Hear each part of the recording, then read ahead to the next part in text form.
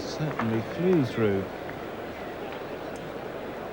Ian Bishop bowled pretty well, but Curtly Ambrose has really stood head and shoulders above the others, as he does. Slower ball, and Atherton saw it, and he smashed it away straight down the ground for 4. He's 6 away from 100. He's got a career best now in one-day international cricket.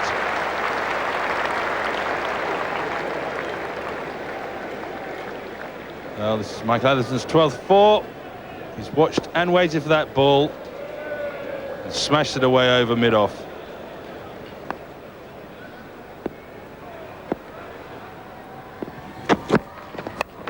He slogged it away, and that will probably be it. He's certainly back for 2. It's not going to go for 4. He comes back for a 3rd, and Michael Atherton has got his first 100 in one-day cricket for England. Lords rises, the helmet's off, the bat's aloft, and the captain looks a happy man. 144 balls, 12 fours. Well batted, Michael Atherton. He's only the 3rd man to get 100 for England against the West Indies in one-day cricket.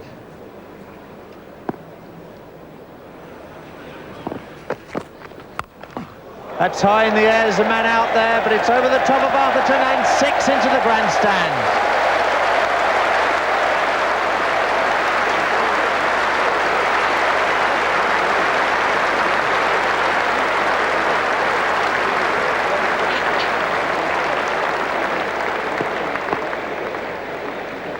Ian Bishop being punished there with that short delivery. That was much too short, but an excellent shot by Mike Atherton there. Ball went a long way up into the stands and in front of square.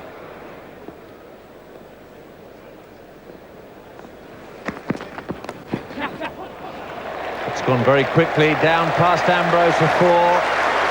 It's a poor delivery from Benjamin. Brings Ramprakash his first boundary 4.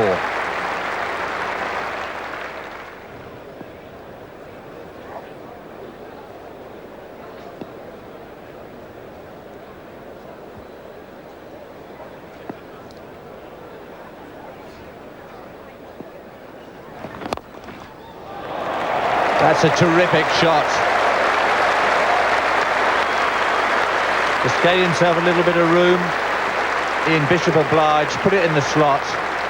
Atherton dismissed it from his presence. That is the danger of trying to bowl Yorkers with your mid-off up. Here you see Atherton giving himself room. Under normal circumstances, that ball would have been just about on leg stump and he would not have been able to hit it on the offside.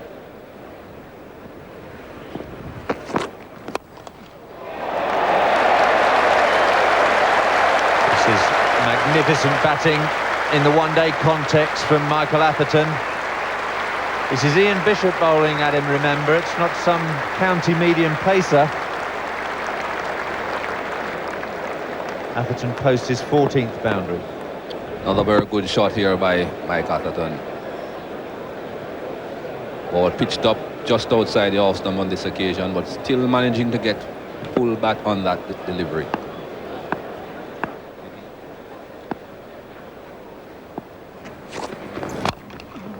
Well, this one's high in the air. Jimmy Adams, and he makes no mistake. That's the end for Atherton, but what an effort it has been by the England captain. 127 out of a total of 244.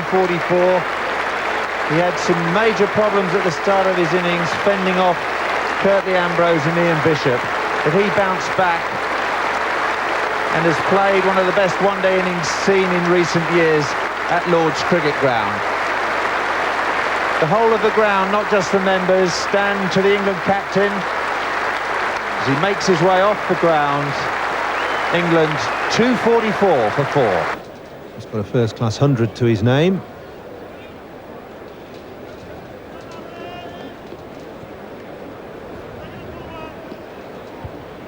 Winston Benjamin on a hat-trick. Last ball of the innings. Peter Martin facing his first ball in one-day international cricket. With his side on 272 for 7. And the golden rule is to get a bat on it. Which he has. It's a fine strike. Hits it beautifully backward of point. Over the infield, 4 runs. Face 1 ball, and he's hit 4. England finish on 276 for 7. Terrific performance by England with the bat in their 55 overs, getting to 276 for 7, especially when you consider how difficult it was to bat first thing in the morning. I'm sure when Richie Richardson won the toss and put England in, Michael Atherton's heart would have sunk a little bit. He was on cloud 9 by the time he walked off with those 127 runs to his name. The bowling figures, well, they were disappointing from West Indies' point of view when you consider how hopeful and helpful those conditions were at the start. Ambrose bowled well, 0 for 45. Bishop 1 for 53, but all in all, not the most disciplined West Indian bowling performance we've ever seen. Possibly can. Lovely piece of timing, this. He's waited for it, he's got over the top of it.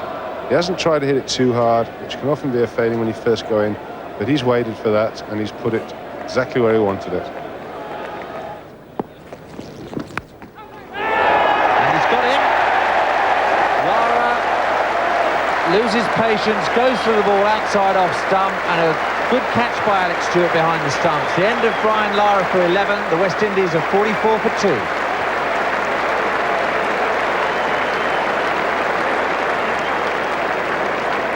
Well, this is not a good ball. It's short, it's wide. It's gone for a big cut shot. Just a little feint edge there, and a delighted Dominic Cork runs through to congratulate the keeper, Alex Stewart. And West Indies are now 44 for 2.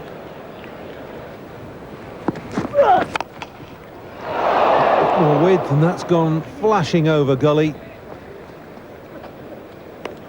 Jimmy Adams living a charmed life at the moment. 5 from that over from Darren Goff.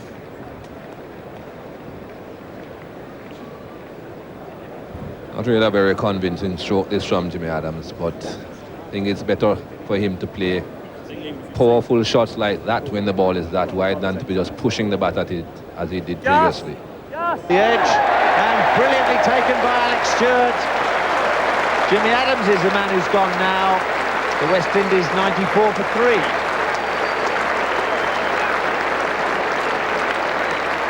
Good piece of bowling that, Bob. It's offered to swing, it's held up just a little bit side the off stump, drawn the batsman, and there you go, just bounced a little bit on him as well, and very well taken by Alex Stewart. Fine catch. And a good piece of bowling, good line. The end of Jimmy Adams. The West Indies 94 for 3.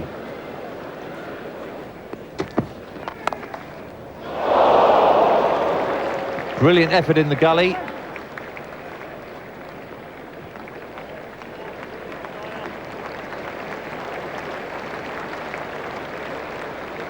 Alan Wells makes a magnificent effort here. He gets his hand to it. I think it's hard to tell from this angle and the speed it was hit whether it was a full-blooded catch, but I think it probably was, and it's an absolutely magnificent effort. That's gone in the air. Hooper's going to go here. Darren Goff takes that above his head. Dominic Cork takes the wicket. Hooper has gone for 40, and the West Indies are now 128 for 4.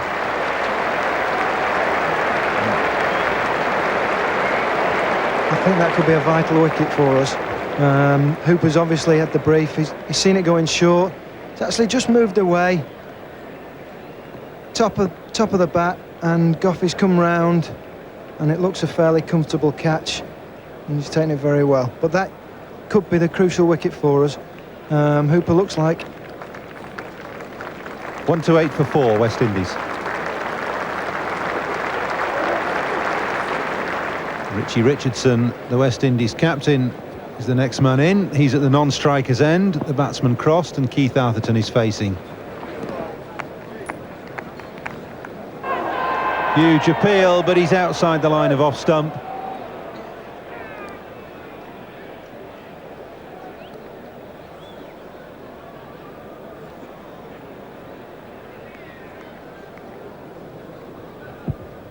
Yes, pad well outside the line there. And fairly even on the comparison. West Indies having lost one more wicket. The run rate up now to 4. Required 7.56. Fascinating contest to decide this Texaco Trophy Series. Climbing into that, Atherton again, magnificent stop at backward point. What a game the England captain's having. The adrenaline must still be coursing. Brilliant reactions. Oh, that's got him! Atherton has nicked it to the keeper. So Gough has done exactly what England wanted. He's taken a wicket and he's got rid of Keith Atherton for 35. And more good work from Alex Stewart to see the back of Keith Atherton.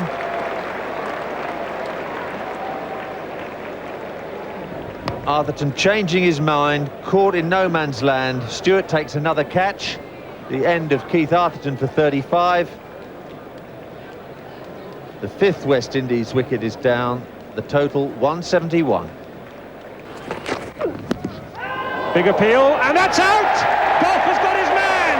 The man who made him bowl quick has fallen to the Yorkshireman. That might be the vital wicket. Darren Gough's picked it up. He's congratulated by his England teammates. Richie Richardson's gone. John Hampshire in no doubt about that. The finger went up, Aussie style. The end of Richie Richardson. Hits him full on the back leg, in front of Midland leg. And John Hampshire raises finger and arm. The dreaded digit is up. Richie Richardson's on his way. The West Indies 184 for 6.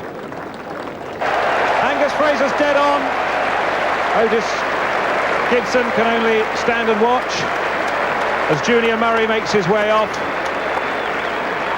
And that's the 7th wicket down for the West Indies. Junior Murray had most of his one-day luck at the Oval in the 2nd Texaco Trophy match. This time the wild swing to leg. Angus Fraser spot on with that delivery. Junior Murray departs. The West Indies now 190 for 7.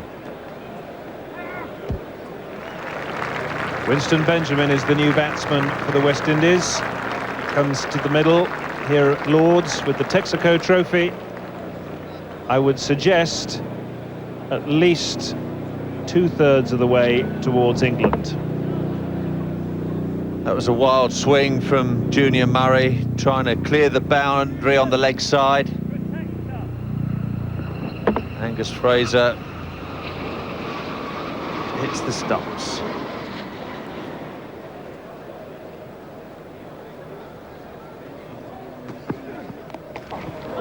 Otis Gibson gone for the mighty strike over the top. He's going to be caught. Michael Atherton completes the catch. Gibson goes for 7. And the West Indies almost down and out. 198 for 8.